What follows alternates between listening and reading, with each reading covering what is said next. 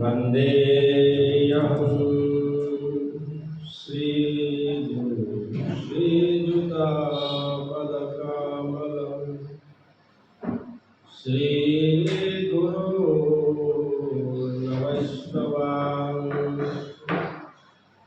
श्रीरूपं साग्रजातं सहगण रघुनाथान्वितं तं सजीवं साद्वैतं सावधूतं परिजनसहितं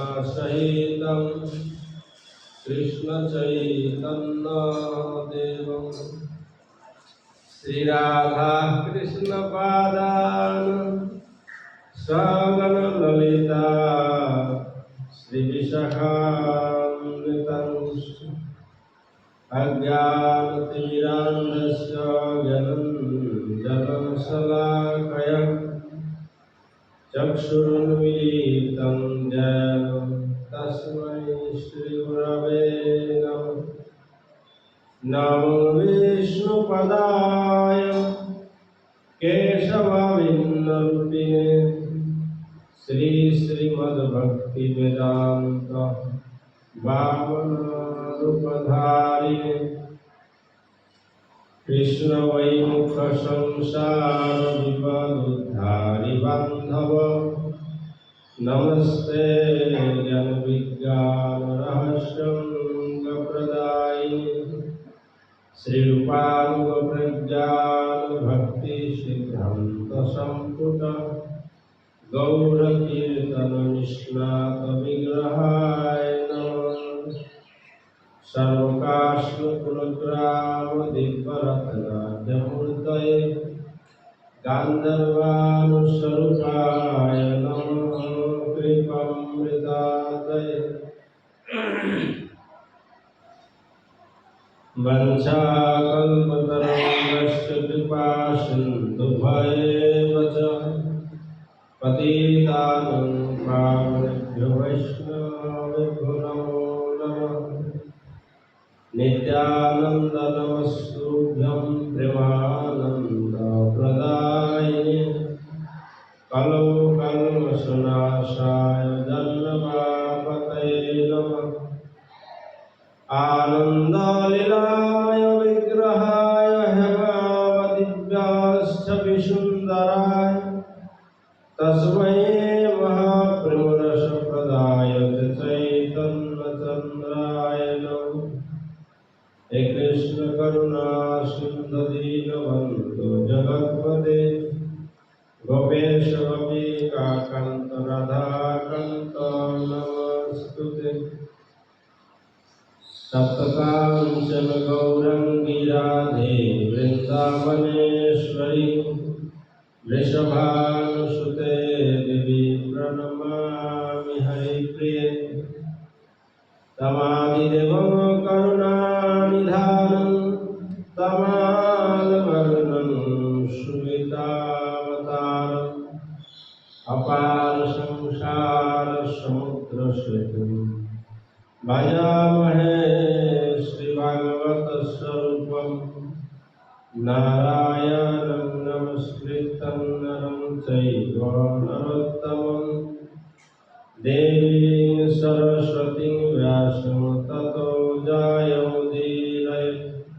यं प्रव्रजन्तमनुपेतमुपेतकृत्यं दैवायन विरह कातरो यजुभाव पुत्रेति तन्मयतया तर्पोऽभिनेदु तं सर्वभूतहृदयं निमानतस्मि। अन्ताय वज्रेर्बलाहरिदासवर्य यद्रामकृष्णचरणस्पर्शप्रमुदः मानं तनतीर्षः भुवनस्तव्य तानियं सुजवसुकन्दरकन्दमुलै वन्दे नन्दव्रजस्त्रीणां पादरेणुर्वभिनश व्यासं हरिर्कथोद्गीतं पुनाति भुवनत्रयम् वृन्दावै तुलसीदेवै प्रिया केशवस्य कृष्णभक्तिर्प्रददेवी सत्यवत्यै नमो नमः।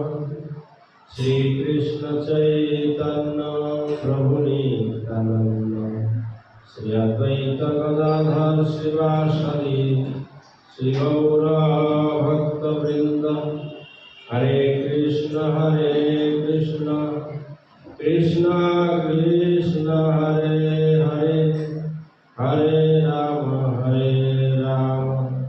राम राम हरे हरे। सबसे पहले असुदेव की बात कर लो। जगतगुरु नित्य लीला विष्णुपाद अष्टोत्तर श्री श्रीमद्भक्ति वेदांत बामन गोस्वामी श्री गुरुपाद पद्म की अभय श्री चरण कमलों में इस दर्शन के अनंत अनंत कोटि भूमित शास्त्रों प्रणाम जरूर होगी। अभय की सेवा प्रार्थना करो। तत्पश्चात मुझे शिक्षा गुरु परम पूजन श्री श्रीमद्भक्ति श्लोक गोवर्धन दास बाबाजी महाराज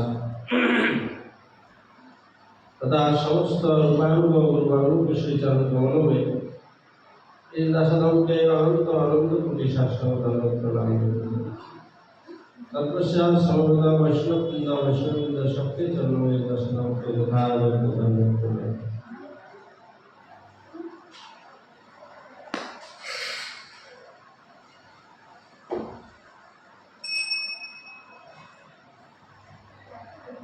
आज हम लोग एकादशी तिथि है, इसलिए थोड़ा एकादशी कथा श्रवण करके फिर हम नित्य भागवतम सेवा है जिस प्रकार हम रोज कथा सुनते अब फिर उसी प्रकार सुनेंगे। आज के एकादशी का नाम है शयन एकादशी। आज के दिन से कुछ लोग जो चातुर्मास व्रत शुरू करते हैं और कुछ लोग पूर्णमासी से शुरू करते हैं।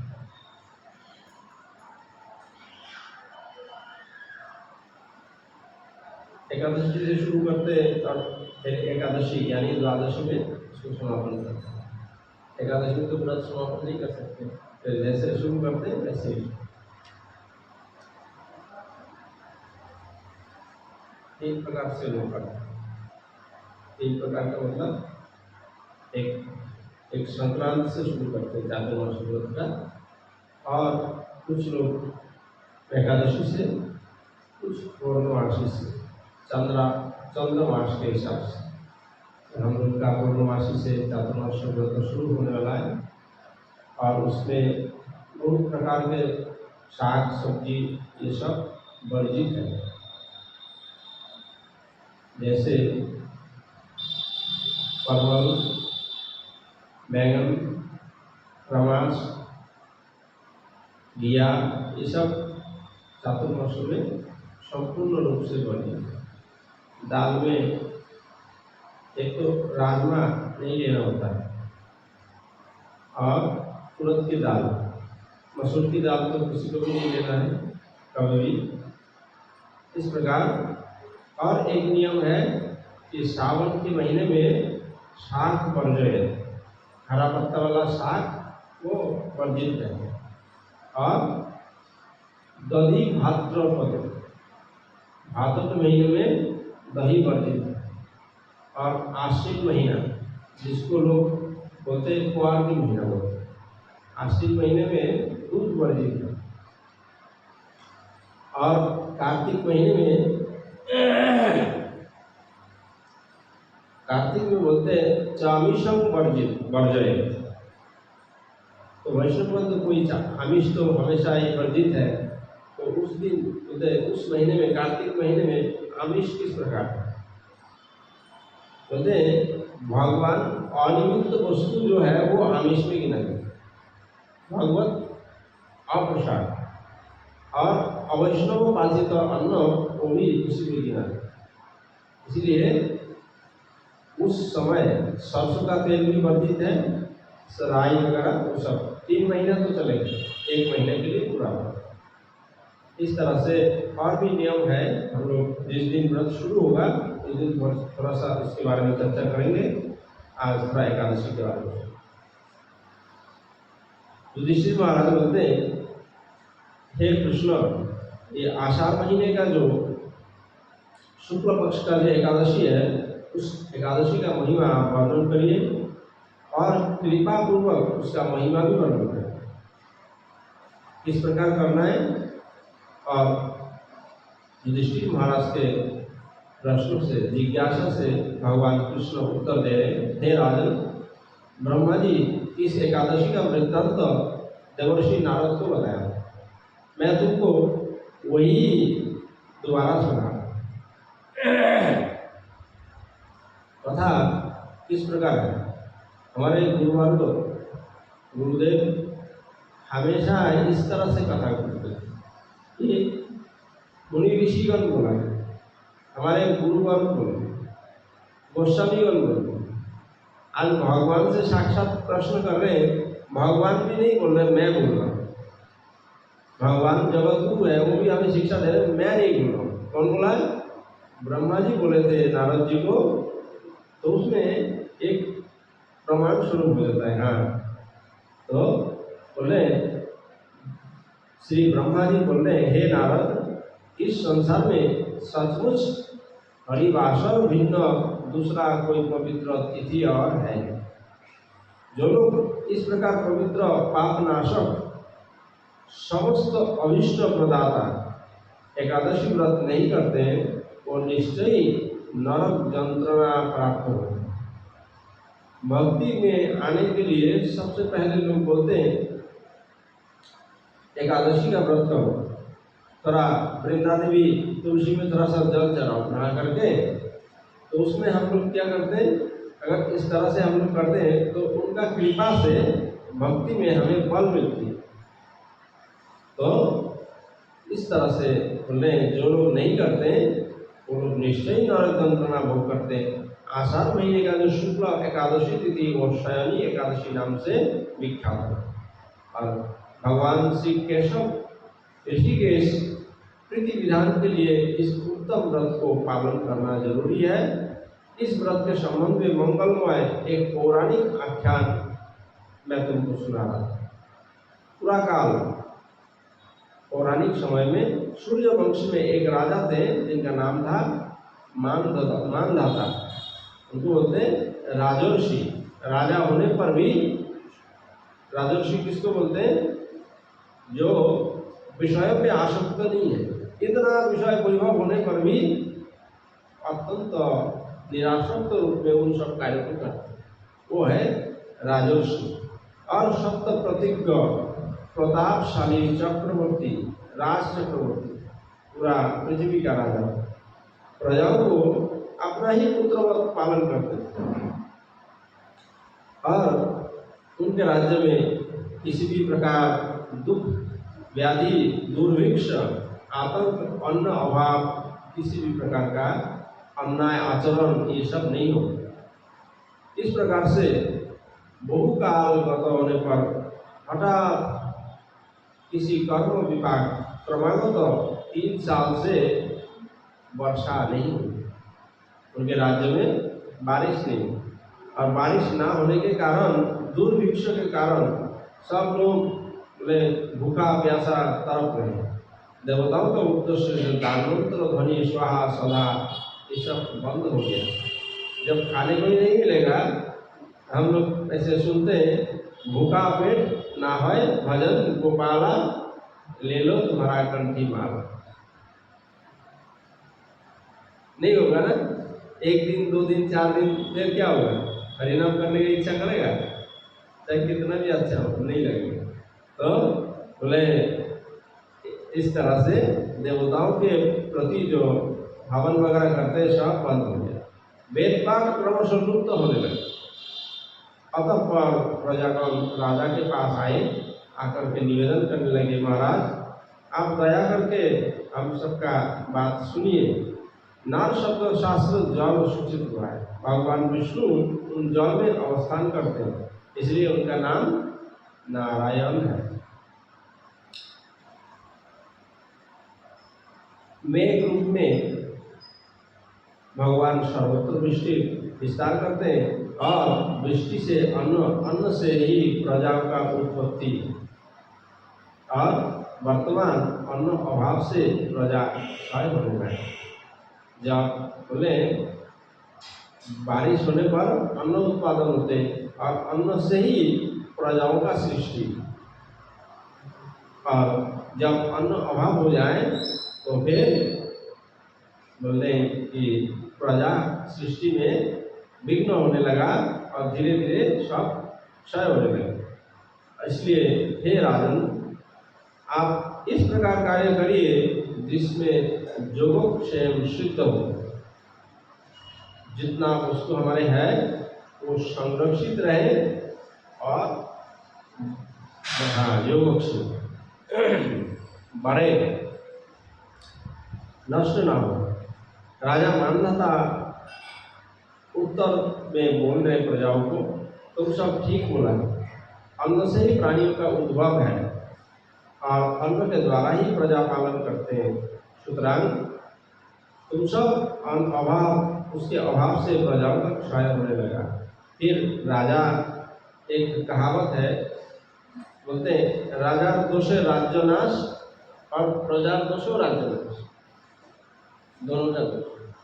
प्रजा यदि अनाचारी पापी इस प्रकार का हो जाए तो फिर राज्य नष्ट हो जाता है, और राजा भी दोषी हो जाए तो फिर उनका राज्य नष्ट हो। तो इस तरह से राजा मानवता बोल रहे हैं, राजा का दोष से राज्य नष्ट हो जाता है।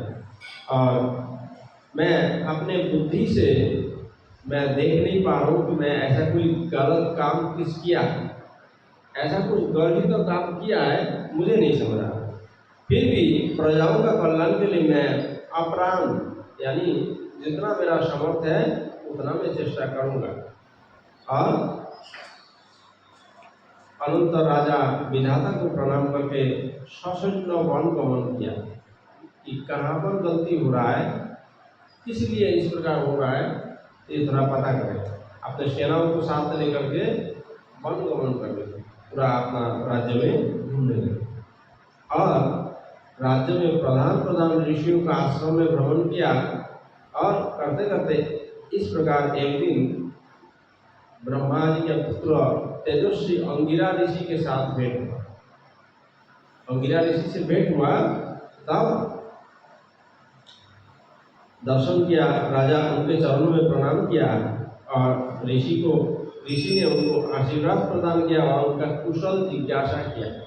हे राजन, तुम सकुशल तो हो, सब ठीक ठाक तो है? तब राजा उनके उत्तर में बोले, ऋषि पूछ रहे तुम्हारा आगमन का क्या कारण है, वो विस्तार करके तुम बताओ। कुछ कारण तो होगा जो तुम आए हो। ऋषि कुछ समय ध्यानस्थ होकर के बोले, हे राजन, ये सप्तयुग है, इस युग में लोग वेद परायण और ब्राह्मण भी और कोई तपस्या नहीं कर सकते। सप्तयुग में केवल ब्राह्मण लोग तपस्या करेंगे, वेद पाठ करेंगे, और किंतु इस राज्य में एक शूद्र दृष्टि भजन साधन में सबका अधिकार निर्णय किया है। आज का समाज में क्या चल रहा है, सब एक है, और वही पतन का कारण है। तो इसलिए वो तपस्या कर रहे हैं, और उसके लिए अकार्य साधन जन्म इस प्रकार अनावृष्टि हो रहा है। वो अनधिकारी है, और इस कारण से तुम्हारा राज्य में अनावृष्टि, अन्न अभाव इसीलिए हो। इसीलिए तुम क्या करो, उसको अगर वध कर दो, मार दो, तो तुम्हारा दोबारा से बारिश होना शुरू हो जाएगा। किंतु राजा तो धर्मात्मा है। राजा बोलने वो वृषली शूद्र होने पर भी वो तपस्या कर रहे, कोई गलत काम तो कर नहीं रहे कि हम उसे मार दें, तो इसीलिए मैं उसको नहीं मार सकता। और आप कोई दूसरा उपाय बताइए। सब चीज का एक अलग अलग उपाय रहता है, सब्स्टिट्यूट। अभी हमारा परम गुरु जी आसाम गए थे। आसाम में उनका शिष्य था, तो डॉक्टर ने उनका किसी गंभीर बीमारी के कारण उनको बोला तुम नॉन वेज खाओ और इसी से तुम्हारा आरंभ हो। तो उन्होंने परम गुरु जी को एक चिट्ठी लिखा कि गुरु जी ऐसे ऐसे बात है, डॉक्टर ऐसा बोलते।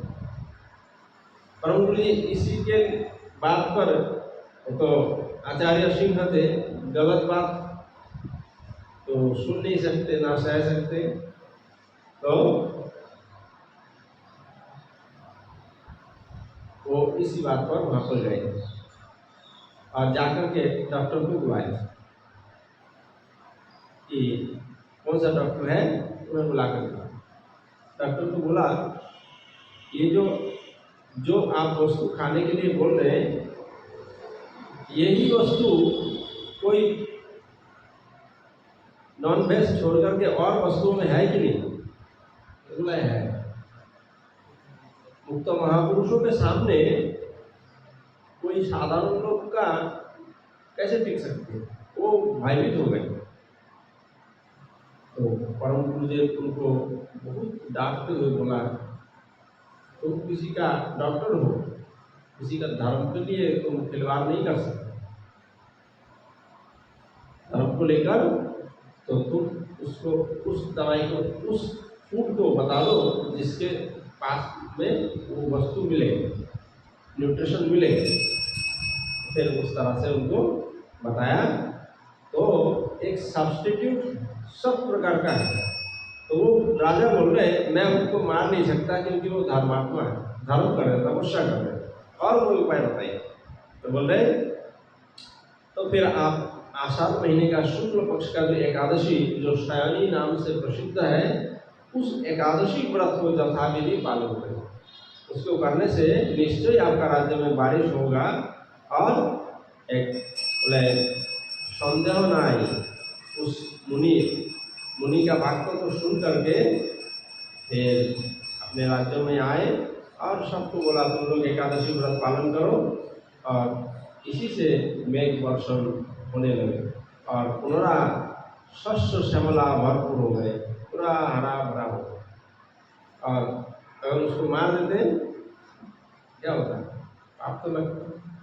तो तत्वज्ञानी पुरुष बहुत विचार करके विधान देते हैं, और यदि अतत्व को हो तो उनके पास कोई विचार रहता नहीं है। इस तरह से एकादशी कथा यहाँ पर समापन हुआ।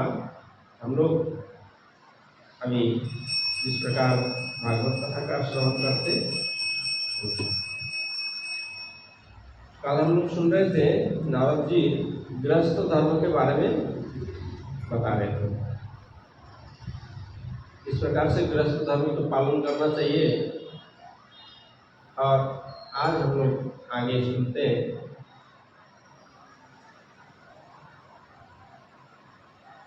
कल बोल रहे थे दो पक्ष में,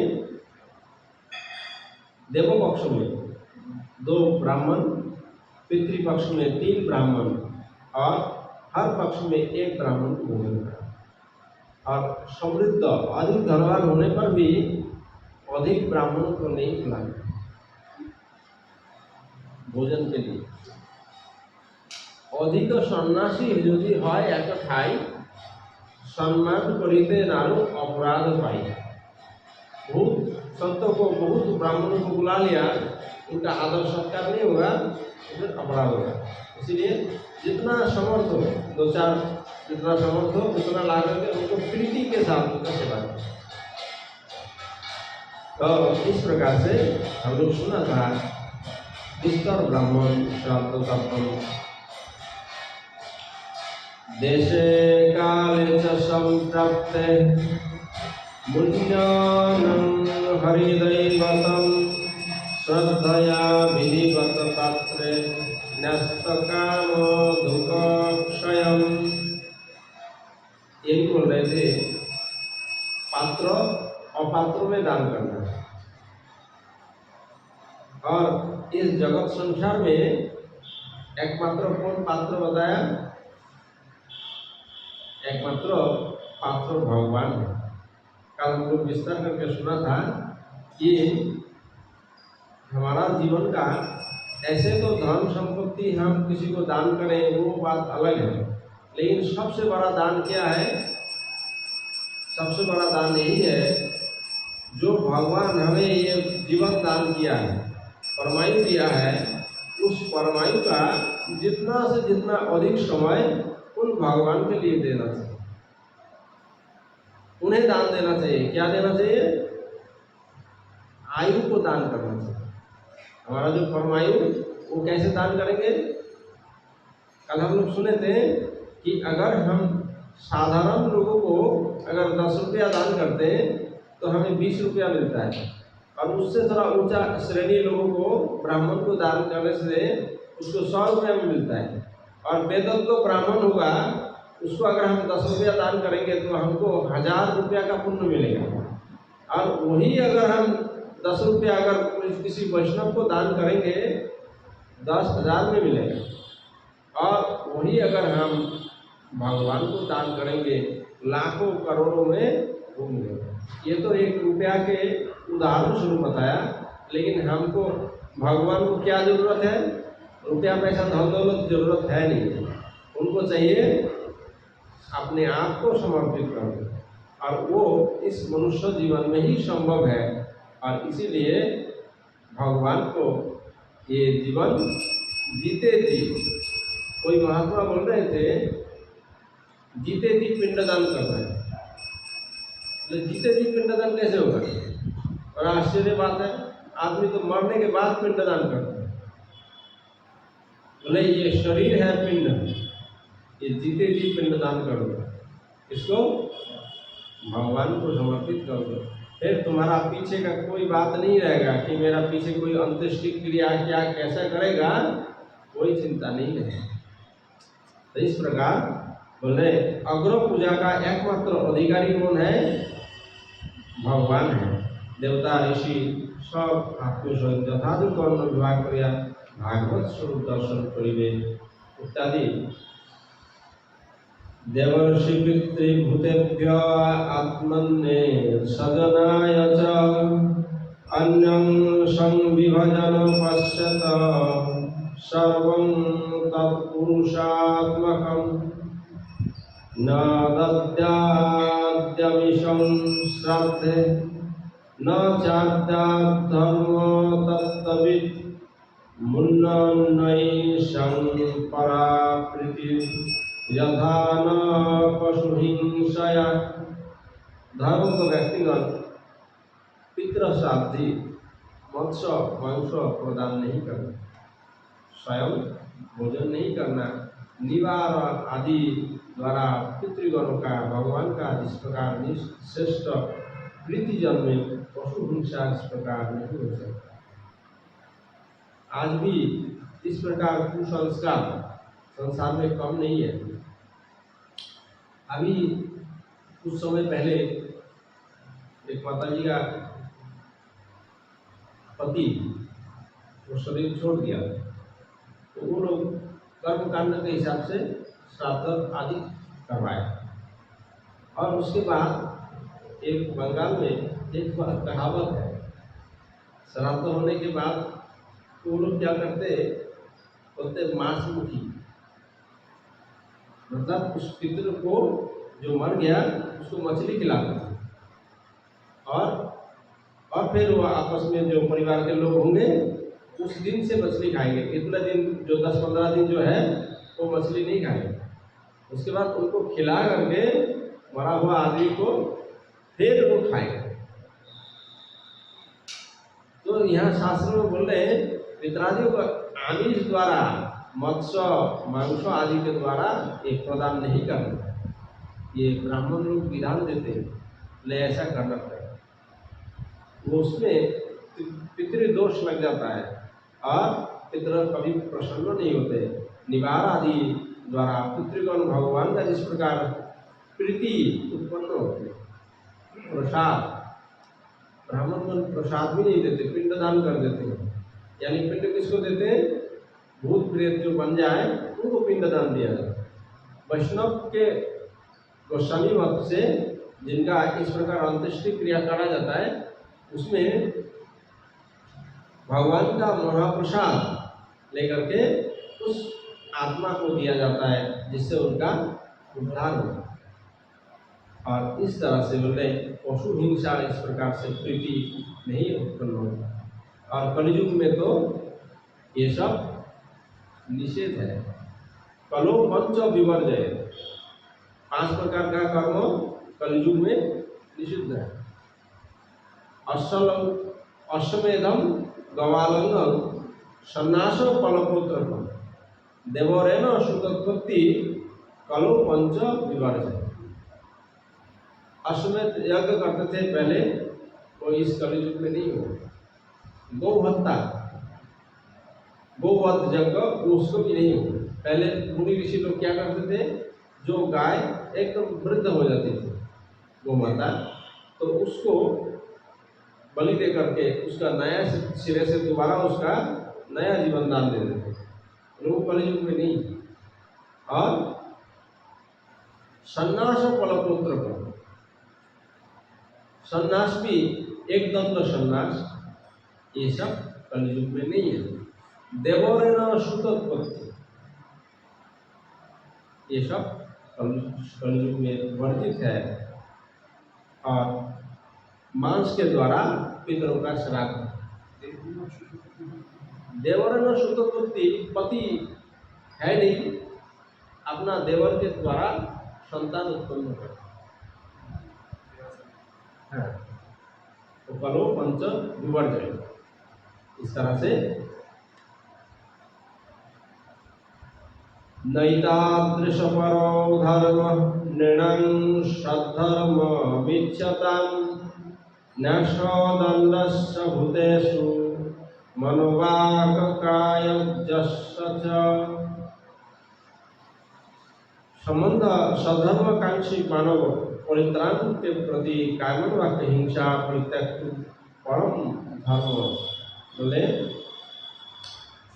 मानव के लिए हिंसा धर्म छोड़ना ही उनके लिए परम धर्म है।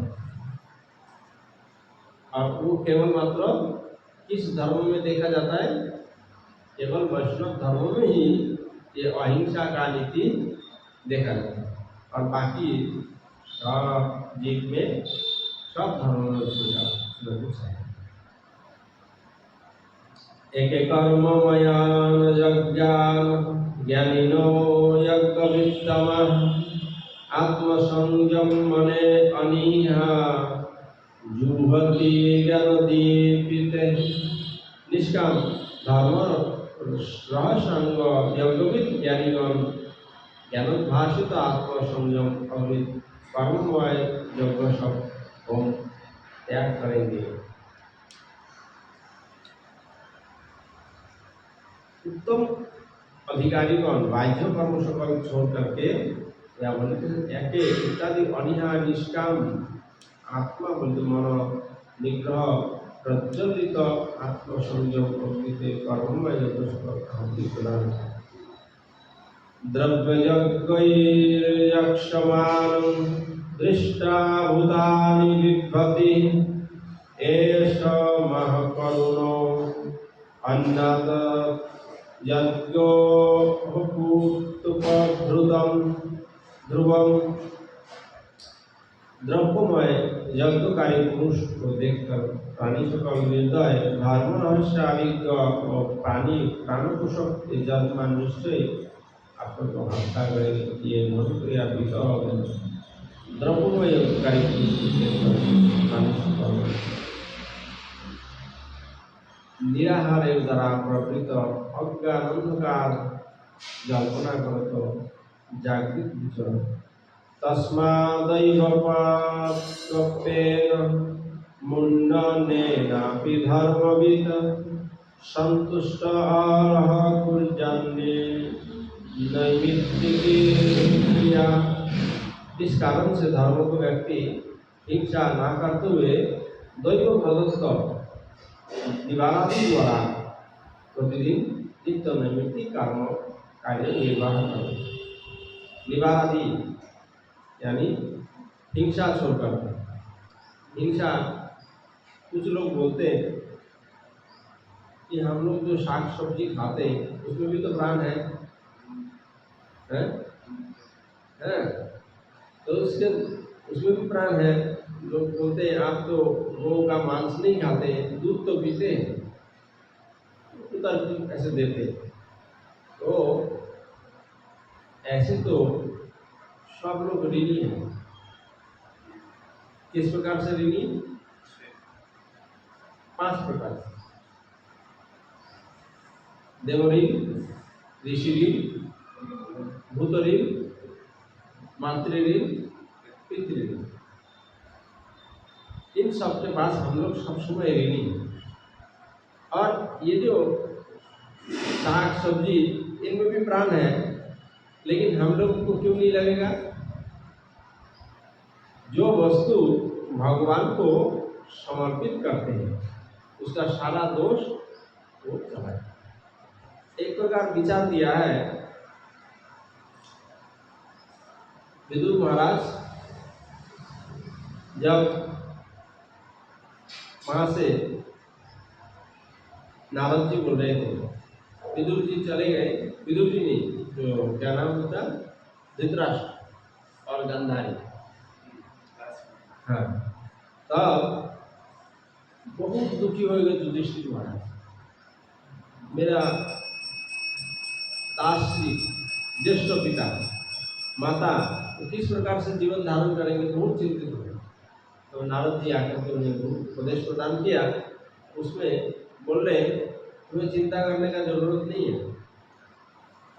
मतलब एक प्रकार का विचार है कि जैसे चतुष्पद पानी द्विपद पानी को कीड़ा मकोड़ा ये सब खाए तो उन्हें कोई दोष नहीं लगता, और जो द्विपद वाले हैं वो ये साग सब्जी खाए तो उनको दोष नहीं लगेगा।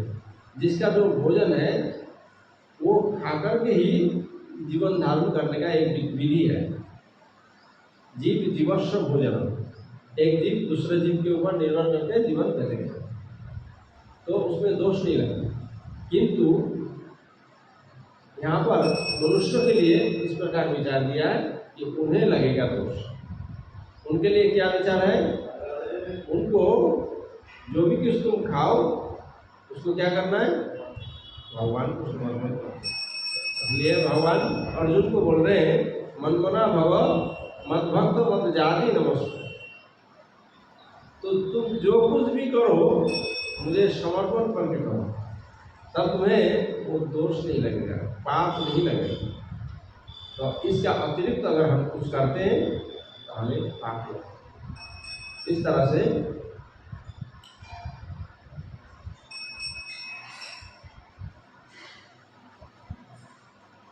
दैव प्रदत्त वस्तु के द्वारा, देवताओं के प्रदान किया हुआ वस्तु के द्वारा अपना जीवन निर्वाह करना चाहिए, संपादन करना चाहिए। विधर्म परधर्मस्य आभास परमाश्चल अधर्म शाखा पंचेमा धर्म को अधर्मवत त्यजेत्। धर्म, परधर्म, आभास, उपमा और सर्वधर्म ये 5 प्रकार अधर्म का शाखा है। इन सबको इसके लिए त्याग करना है, गृहस्थ के लिए ये सब त्याग करना है। निषिद्ध कर्म 5 प्रकार ये त्याग करना है। परधर्म, परधर्म, आभास धर्म, उपमा धर्म, किसी धर्म के साथ धर्म का आभास है तो वो भी नहीं करना। छल धर्म,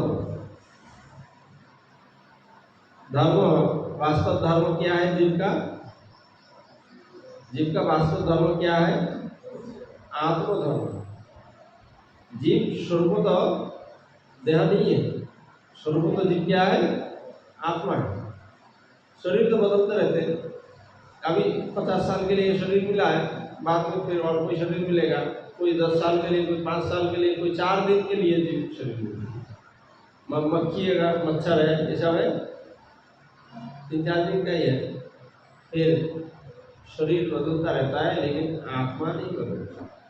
तो जीव का वास्तव धर्म है आत्मधर्म, बाकी जो सब धर्म है वो सब अनुषंगिक होते हैं।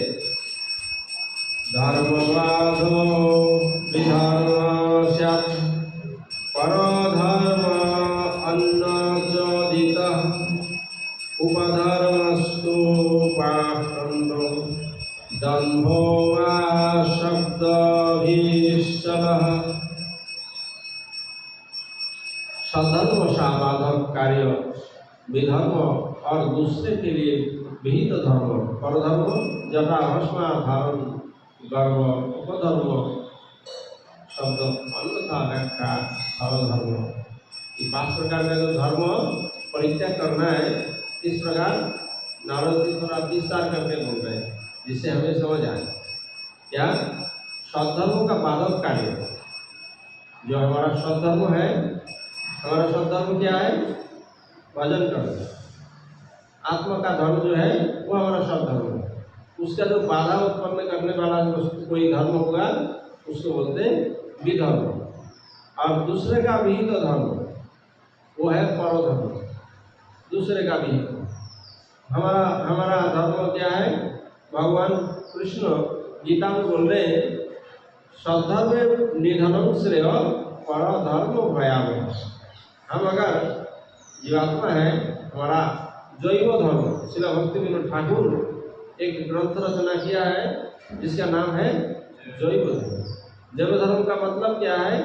इसका मतलब जीव मात्र का धर्म, जीव मात्र का धर्म। जिस प्रकार उदाहरण स्वरूप बताया कि जैसे जल का धर्म क्या है?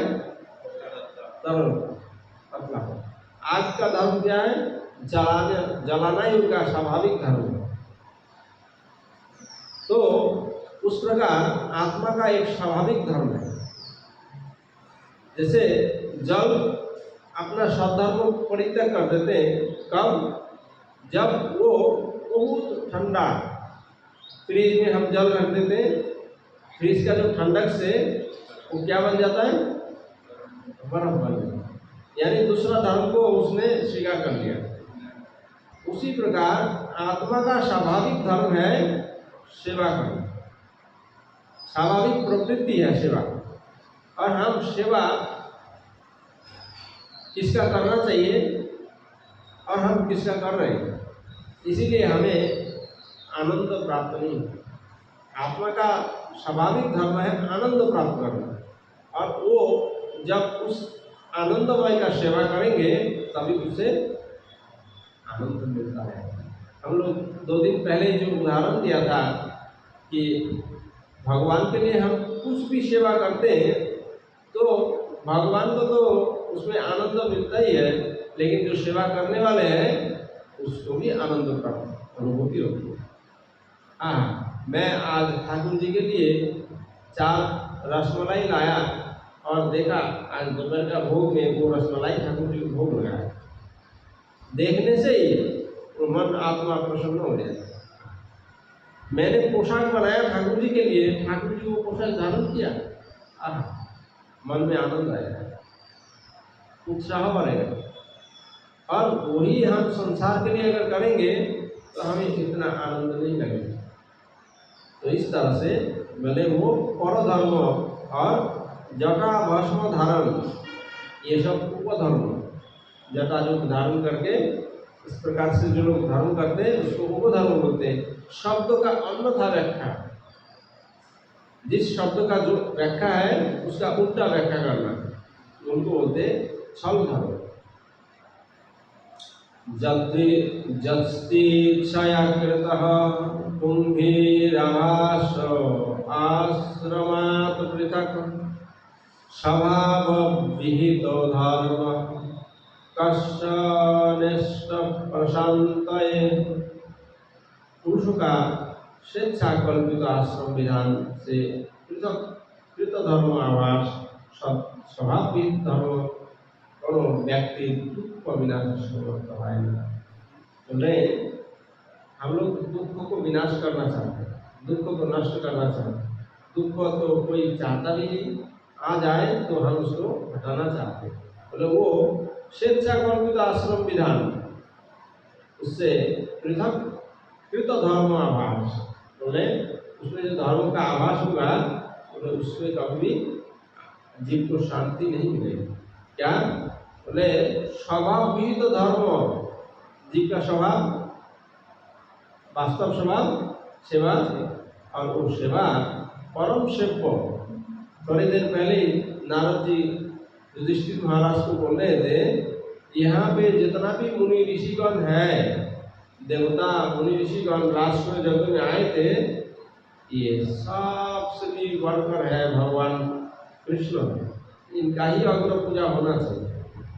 तो अग्र पूजा यानी एकमात्र हरि का ही सेवा ही जीव का परम धर्म है, परम कल्याण और समस्त दुख विनाश समर्थ।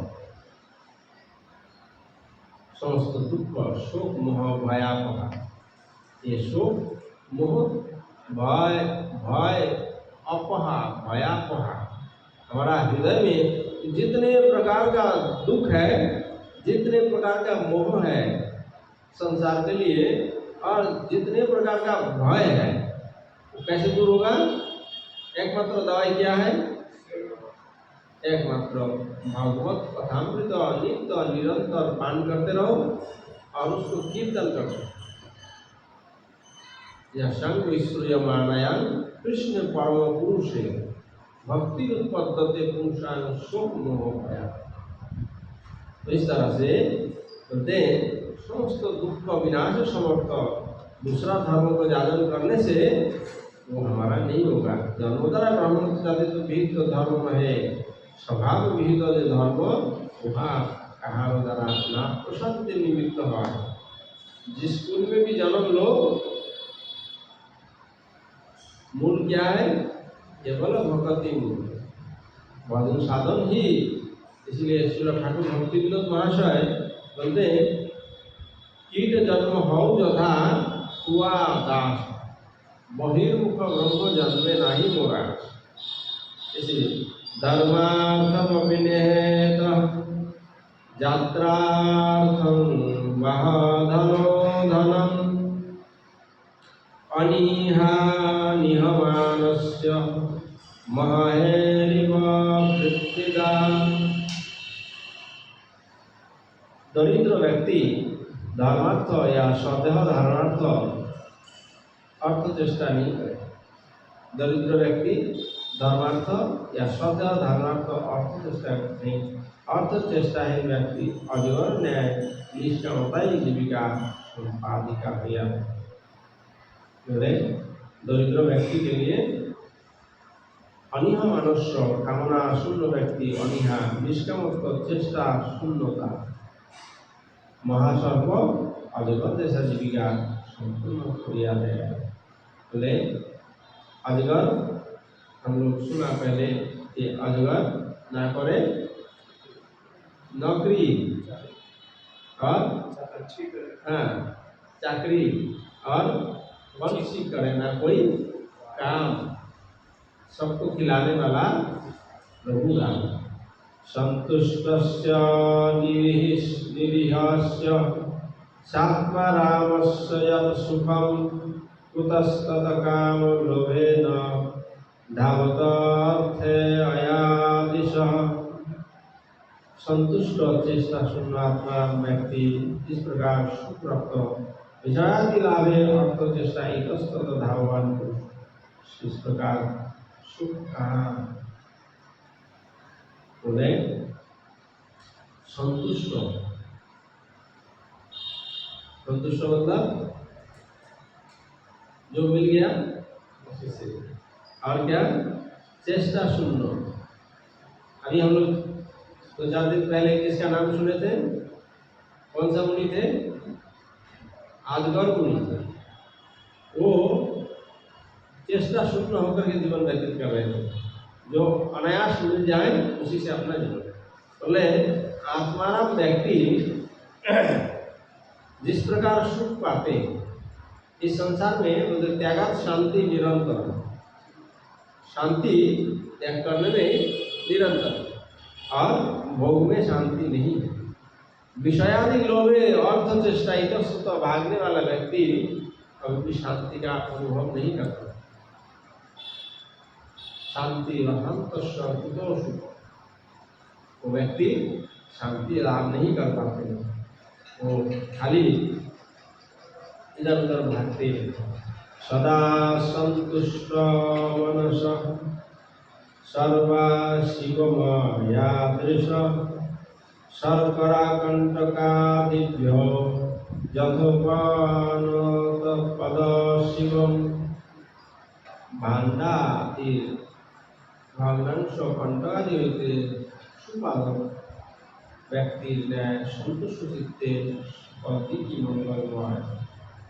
ব্যক্তি চরণ পাদুকা থাকে, তার শর্করা কণ্টকাদি হইতে কল্যাণ হয়ে থাকে, তদুপ যে ব্যক্তির মন শব্দ সন্তুষ্ট তাহার পক্ষে দিক सर्वदाई मंगल হয়। बोले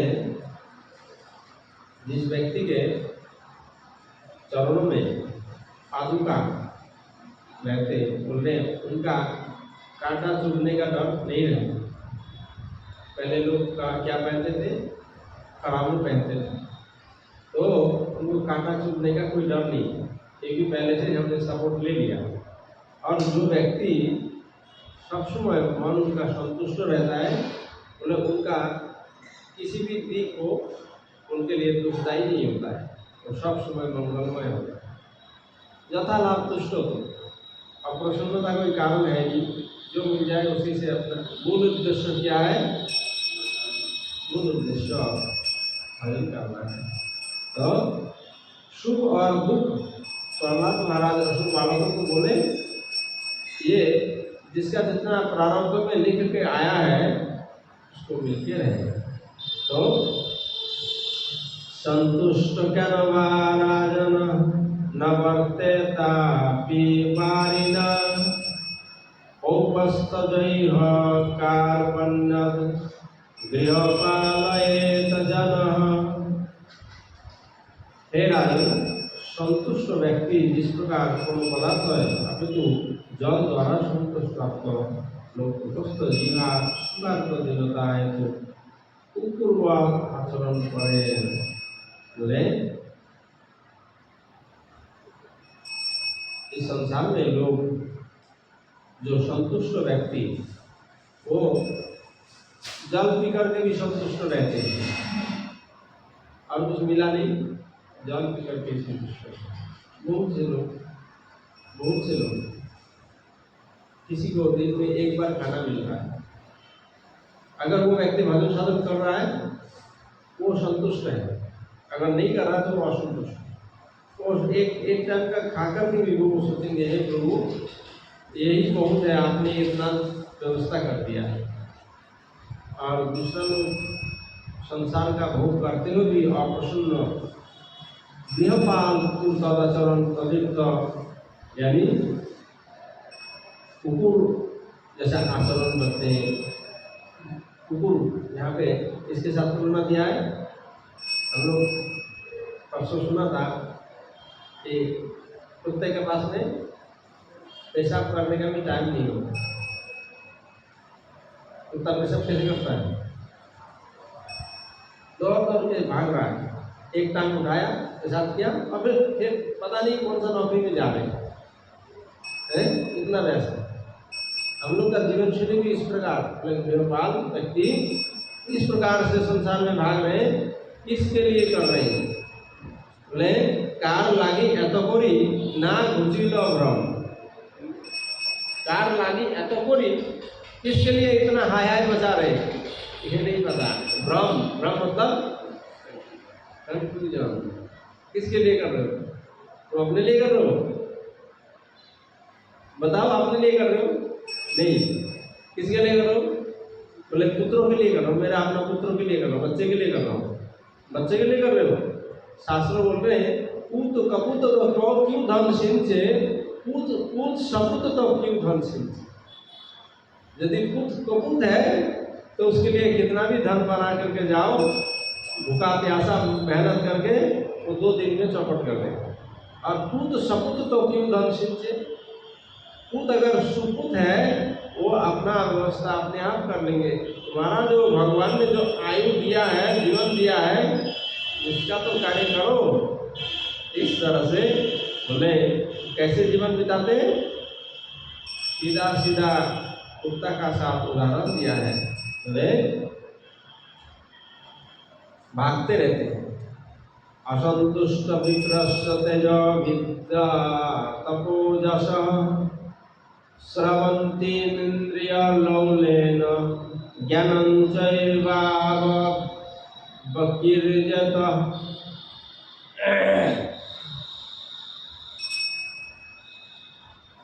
इंद्रिय चापल्य हेतु असंतुष्ट ब्राह्मणों का तेज विद्या तपस्या यश सारे प्राप्त हो जाते हैं, ज्ञान भी विनष्ट हो जाता है। ब्राह्मण लोग यदि इंद्रिय चापल्य है, इंद्रियों का वशीभूत हो जाए तो बोले असंतुष्ट ब्राह्मण, तेज क्या नष्ट हो जाता है, उनका तेज, ब्राह्मणों का तेज नष्ट हो जाता है। और क्या, विद्या, उनका जो अध्ययन आदि करते हैं वो सब विद्या नष्ट हो जाता है। तपस्या का बल नष्ट हो जाता है, यश वो भी क्षय प्राप्त हो जाता है, और ज्ञान भी नष्ट हो जाते हैं। इसलिए शास्त्र क्या बोलते हैं, 4 व्यक्ति को 4 प्रकार का उपदेश दिया है। असंतुष्ट द्विजनष्ट, जो व्यक्ति द्विज यानी ब्राह्मण वो अगर असंतुष्ट है वो क्या हो जाते हैं, नष्ट हो जाते हैं। असंतुष्ट द्विजनष्ट संतुष्ट जो महीपति, महीपति मतलब राजा, राजा अगर संतुष्ट हो जाए तो उनका राज्य चलेगा। उनको हमेशा तत्पर रहना है, कल इधर जाना है, कल उधर जाना है, दूसरा राज्यों का आक्रमण करना है, इस प्रकार का भावना हमेशा जोश रहना चाहिए। तो संतुष्ट च महीपति और निर्लज्जस्य कुल कामिनी नष्ट, लज्जाशीला कुलटा नष्टा निर्लज्जस्य कुल कामिनी। लज्जाशीला कुलटा, कुलटा मतलब बार वनिता, ऐसे बार वनिता निर्लज्ज, लज्जाशीला कुलटा नष्टा यानी व्यवसाय जिसको बोलते बार वनिता बोलते, वो अगर लाजुक हो जाए तो उनका व्यापार क्या होगा, चौपट हो जाए, नष्ट हो जाए। और निर्लज्जस्व कुल कामिनी, यदि कुल कामिनी निर्लज हो जाए तो उनका संसार भी नष्ट हो जाए। इस तरह से ब्राह्मण अगर असंतुष्ट हो जाए तो उनका सब विद्या तपस्या तेज सब नष्ट हो जाए। कामशांतं हि कुतुभ्याभ्यां क्रोधसहितः फलोदयात् जनो याति न लोभस्य जित्या भुक्तो भुक्ता दिशो भुवः। लोगो भूखुदा, भूखा प्यासा, निवृत्ति उदर वासना, क्रोध के फल हिंसा और क्रोध का अंत प्राय समस्त दिख जाकर पृथ्वी भोग लोग अंत पाए ना। बोले लोग भूख प्यास के कारण निवृत्त द्वारा वासना का अतिरिक्त नहीं करते, क्रोध जीवा द्वारा हिंसा द्वारा क्रोध का अंत प्राप्त होते हैं। बोले खुदा तृष्णा इन सब के द्वारा वासना का और क्रोध का फल हिंसा, उसके द्वारा क्रोध का अंत प्राप्त हो। किंतु समस्त दिक जय करने के बाद भी, पृथ्वी भोग करने के बाद भी लोभ का अंत नहीं होता। लोभ बढ़ता रहता है। उत्तरोत्तर आज हमें जो वस्तु हमें मिला, हमें कल और अधिक चाहिए, ये चेष्टा है। और बोलते हैं कोटि जन्म थाकले भाग्य विषय छाड़ी भाई को। ये हमारे जिसके अंदर में भी संतोष रूपी संपद हृदय में उत्पन्न हो गया, वो समझ लो कि उसका करोड़ों जन्मों का सुकृति जमा हुआ है, पुण्य पुण्य जमा हुआ है, तब आज आकर के वो निवृत्त हो गए। अब नहीं चाहिए।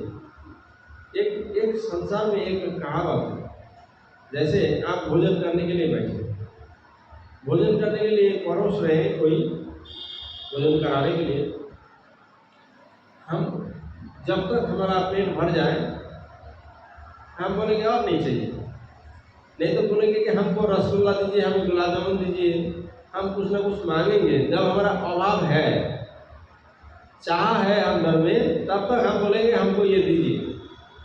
और जब पूरा हो गया तो उसको कितना भी अच्छा वस्तु देने के लिए आए और रसमलाई लेकर के आए, आखिरी में बोले आप नहीं चाहिए। उस विषय को भोगते भोगते पूरा अंत हो गया, अब नहीं चाहिए। ये दशा जिसको प्राप्त हो गया, बोले वो बहुत जन्मों का सुकृति का फल है, अब नहीं चाहिए, यहाँ तक भर गया।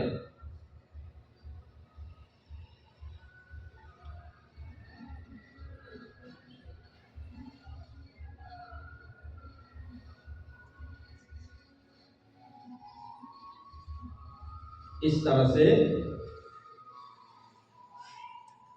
भक्ष विषय लोग किंतु उदार बुद्धि द्वारा ही शांति है, किंतु वहाँ दुरुपयोग नय बलिया पृथक भावे निर्देश करा भाई।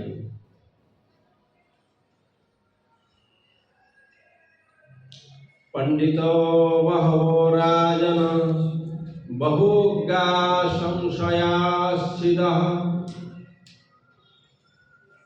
साद संपतयो अप्येक्य असंतोषात पतंतदा। नारद जी युधिष्ठिर महाराज को बोल रहे, युधिष्ठिर महाराज को पितामह भीष्म को कितना उपदेश दिया, कितना उपदेश दिया। जो भी मुनि ऋषि बनाते हैं कोई ना कोई कुछ उपदेश देते हैं, कितना भाग्यशाली है। तो बोले हे राजन, बहुज्ञ या संशय चेता अनेक पंडित और सभापति असंतोष हेतु नरक बोले बहुत पंडित है, किस कारण से नरक जाते हैं? बोले बहुज्ञ सब कुछ जानते हैं, और क्या संशय चेता, संशय, और ये संशय ज्यादातर इस प्रकार जानने वाले व्यक्ति को अधिक संशय हो। जो भक्त नहीं है, ऐसे शास्त्र का बहुत ज्ञान है, उनको भगवान के प्रति विश्वास नहीं है, इधर उधर का बहुत शास्त्र अभ्यास किया, लेकिन भगवान के प्रति शरणागत नहीं है, भरोसा नहीं है। तो उनका इतना जानने के बाद भी कहाँ जाते? समय पूरा हो गया। असंकल्प जयत कामं क्रोधं काम विवर्जना अर्थानर्थक्षया लोभं भयं तत्तावन्वसनात्। संकल्प परित्याग करके विषय स्प्रिया, हिंसा, वर्जन, क्रोध और अर्थ के अनर्थता दर्शन द्वारा लोभ और तत्व विचार द्वारा भय को पराजित करना। उन्हें संकल्प परित्याग करके विषय तृष्णा, विषय स्प्रिया, इसको परित्याग करना, हिंसा वर्जन द्वारा क्रोध को जय कर सकते हैं, और विषयों को संकल्प के द्वारा उसको त्याग कर सकते हैं, और अर्थ को अनर्थ दर्शन करके लोभ को जय कर सकते हैं। अर्थ के द्वारा जो अर्थ भगवान सेवा में नहीं लगता है, उसका परिणाम क्या है? जो अर्थ भगवत सेवा में नहीं लगेगा, चाहे वो किसी के पास में भी हो, चाहे वो किसी के पास में भी हो, वो अर्थ अनर्थ हो जाएगा। और तत्व विचार के द्वारा भय को पराजित करना है। हमारे अंदर में जो भय है, उस भय को तत्व ज्ञान के द्वारा। तत्व ज्ञान क्या है? जीव कौन है? कृष्ण का नित्य दास। कृष्ण तटस्था शक्ति भेदा भेद प्रकार। हम जब तक अपना स्वरूप को नहीं जान पा रहे तब तक हमारा भय है। और श्रीमद् भागवत में एकादश स्कंद में बताएंगे भय का उत्पन्न कब होती है? जब द्वितीय अभिनिवेश में हम जाते हैं। भयम द्वितीय अभिनिवेश दिशाद अपितस्व विपर्जय अस्मृति। विपर्जय तो द्वितीय अभिनिवेश में हम चले जाते हैं। द्वितीय अभिनिवेश किसको बोलते हैं? द्वितीय मतलब दूसरा। प्रथम अभिनिवेश क्या क्या है? भगवान, भगवान के नाम, रूप, गुण, वैशिष्ट, परिकर, ये सब प्रथम अभिनिवेश। अगर इसमें हम कनेक्टेड है तो हमें भय उत्पन्न नहीं होता। और इस कनेक्शन से हम दूर चले जाते हैं तब हमारे मन में भय का उत्पन्न होता है। तो इसलिए भयम द्वितीय अभिनिवेश तो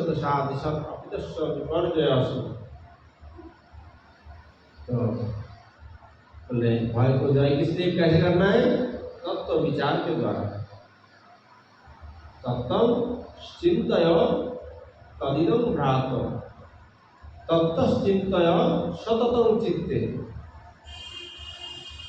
शंकराचार्य बोलते तत्चिंतय सततं चित्ते परिहरश्चिंता नश्वर वित्त।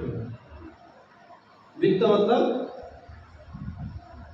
परिहरश्चिंता, चिंता छोड़ो। किसके लिए? धन के प्रति चिंता छोड़ो। और चिंता किसमें करना है? तत्चिंतय सततं चित्ते। सब समय तत्व को चिंता करना है। मैं कौन हूँ, मेरा कर्तव्य क्या है, इसको चिंता करना है। परिहरश्चिंता नश्वर वित्ते। ये तो नाशवान है। राजा महाराजा सब छोड़ के गए। हम लोग सुनते हैं इतिहास में ध्रुव महाराज कितने हजार साल तपस्या किया, और प्रहलाद महाराज को कितना आयु मिला था? कितना? प्रहलाद महाराज को, तो ध्रुव महाराज को एक कल्प, एक मनंतर, एक कल्प नहीं, एक मनंतर, 71 चतुर्युग उनको राज करने का अवसर मिला। तो उसने सब कुछ छोड़ के जाना पड़ा। और इसीलिए बोल रहे हैं, कौन बोल रहे हैं? वो भी कोई ऐसे वैसे लोग नहीं बोल रहे। शंकराचार्य यानी शिव जी का अवतार। परिहरश्चिंता नश्वर वित्ते खनमपि सज्जन संगति रेखा भवती भवार्णवे तरणे नौका। क्षणमपि सज्जन संगति रेखा।